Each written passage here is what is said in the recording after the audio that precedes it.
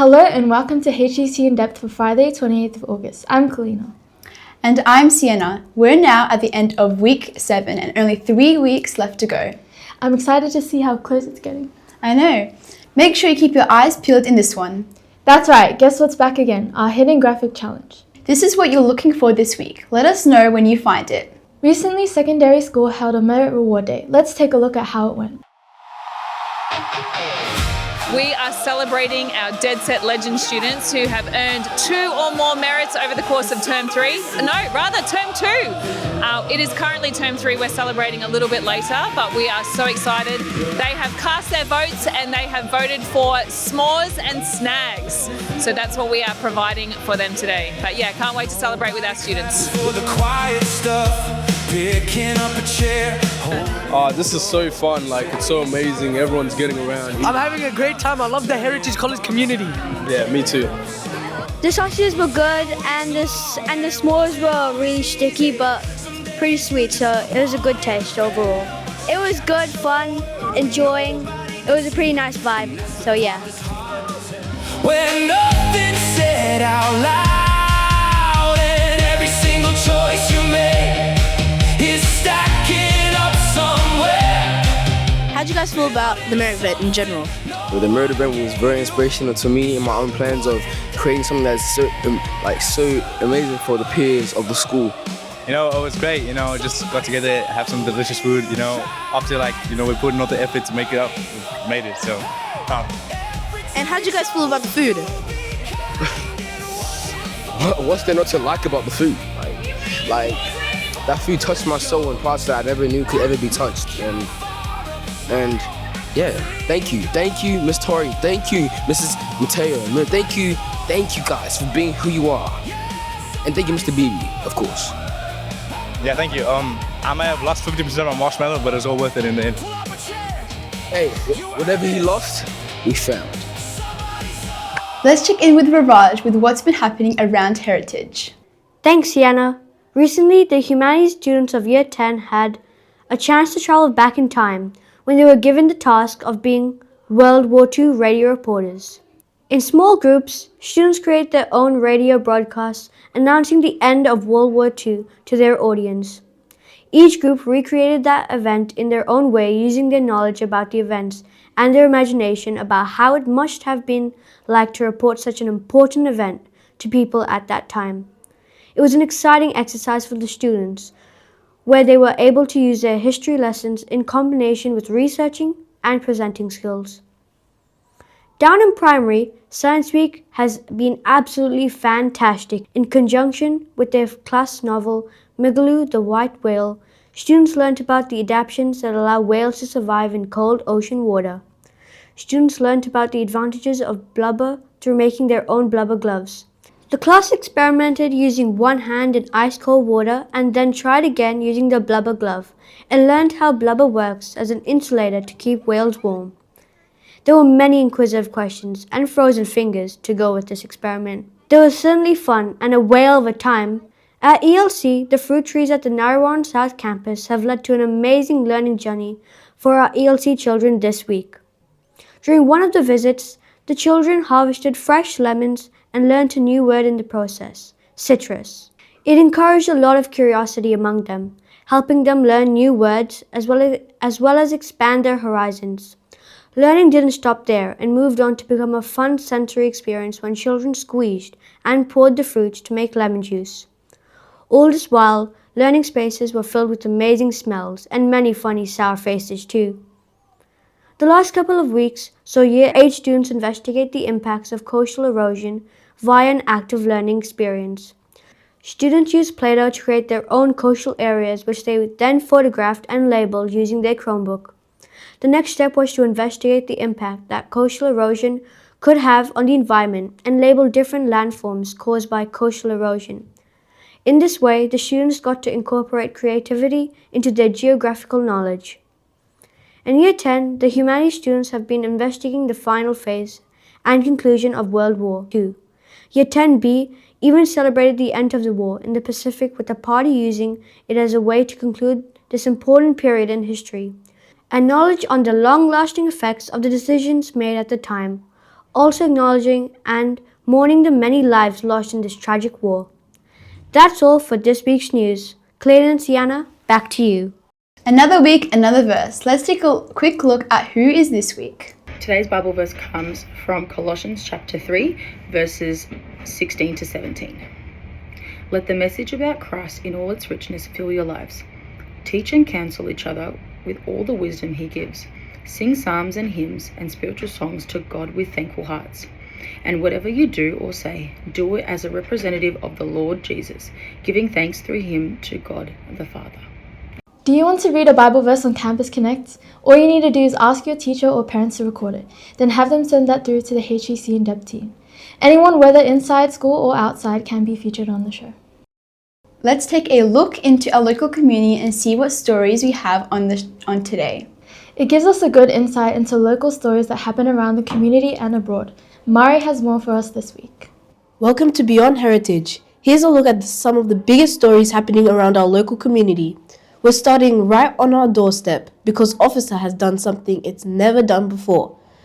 The Roos have booked their spot in the Outer East Premier Division Finals for the very first time in the club's history.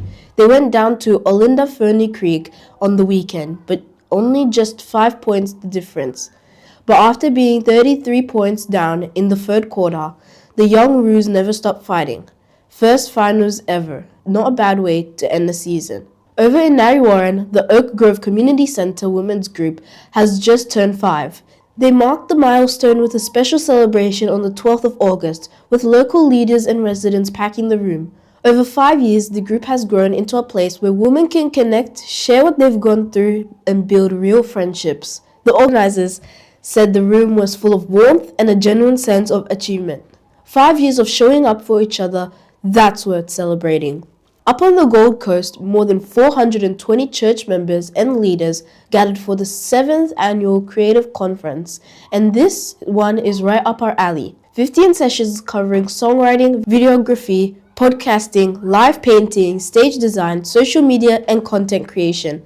The whole idea was that creativity isn't just for artists and media people. It belongs in every part of the church. Organizer Charmaine Patel said it was a call for people to step boldly into their calling and use gifts with courage. Sounds like a new Campus Connect crew out to me. Staying with our Adventist family, Toole Junior High School in Papua New Guinea has just opened a brand new double classroom building. It's a boarding school in Rigo East with more than 700 students, and space has been one of its biggest challenges. The Central Province governor came along for the opening and told the students that being at a church school comes with a responsibility to carry Christian values into their communities and their future careers.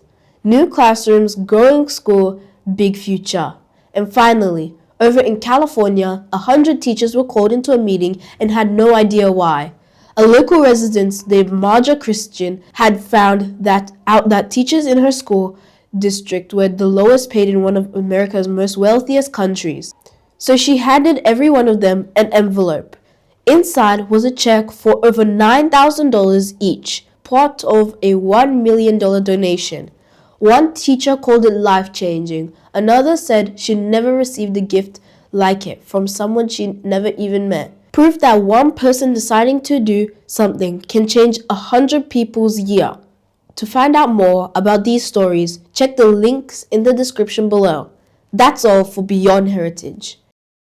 Will Melbourne do the thing it does best again? JL will take us through this weekend's forecast. Thanks, Theana. Good news, everyone. The weather actually gets better as it goes. We start grey and a bit of damp, but by Sunday and Monday, we're looking at 18 degrees and a whole lot more sunshine. Almost like it's spring is knocking. Friday, we see a high of 16 degrees and a low of 9. Conditions are cloudy, slight chance of a shower, with a better chance up around the Dandenongs. Saturday, we see a high of 16 degrees and a low of 10 degrees. Conditions are a shower or two, most likely through the morning and afternoon. Sunday, it's a warmish high of 18 degrees and a low of 8. Conditions are partly cloudy, with some early fog about the hills. Monday, we have a high of 18 degrees with a low of 11 degrees. Conditions are a shower or two, but mostly mild, so keep the umbrella handy. Melbourne's being unusually reasonable this week. Let's not push our luck. That's all for the weather. Guess what time it is?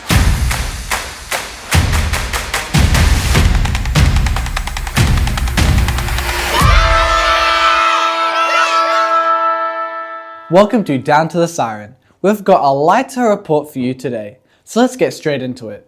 This week, primary had gymnastics as usual, and the kids are absolutely loving it. Although sadly, this week was their last week. We hope you learned lots of new skills and most importantly, had lots of fun. Players of the week for this week are Marley Limi from NCP and Silas Young from OCP. In secondary Division 1 Intermediate Girls Volleyball played 2 sets against Waverley Christian College, even going up against Victorian youth volleyball players. Unfortunately, Heritage went down 2-0, but the game was played with a good attitude, great effort and unmatched sportsmanship. 9 and 10 netball girls had a glorious victory against Mount Evelyn, finishing with a whopping 25-0 score. Special shout out to Kezia and Angelina. Then in the intermediate boys basketball, they played hard and well with a great win against Northside Christian College, closing the game cleanly with a score of 41-21. Alright, let's get that clock up. Let's fly through it. The AFL home and away season is officially done and dusted, with Fremantle locking up the minor premiership after a thriller win over Adelaide, finishing an incredible 20 wins from 23 games. It's straight into finals for the top 6, while the rest battle it out in a brand new wildcard round. Over in the NRL, Penrith and the Sydney Roosters are locked in a fierce battle for top spot heading into the final rounds, with both sides refusing to give an inch. A bit further down the track, Australia's cricketers are gearing up for a huge tour of South Africa in September. A rematch of last year's World Test Championship final, with plenty on the line for both sides. And over on the PGA Tour, it's the end of an era for Jason Day, whose incredible 18-year streak of qualifying for the FedEx Cup playoffs has come to an end after a tough year battling back injury. But he says he's looking forward to some well-earned rest. From a fond farewell to gymnastics, to grit on the volleyball court, and a big win in the netball and basketball, it's been another week of true heritage spirit. That's all for this week's Down to the Siren. Back over to you. Week 2 of Wisdom Watch. Great responses last week. That's right, we had quite a lot of people who guessed, and we can confirm we have some front runners. Just a reminder on how it works. Answer every riddle right all term, which is only 3 more shows, and you're in the running for a $50 Westfield gift card. Get one wrong and you're out of the running. Only one winner, so listen close. I wrestled a stranger the whole night through, and walked away limping when the fight was through. My name was changed before the sun rose again. Who I am now and who was I then? Get your answer in by next Thursday. The link is in the description and here's the QR code to answer. That wraps up today's show. Thank you for joining us. Remember, if you have something you want to say or something you want shared, scan this QR code and we'll feature your story. That's right, it's your chance to tell a story. Until next week, thanks for joining us. Have a great weekend!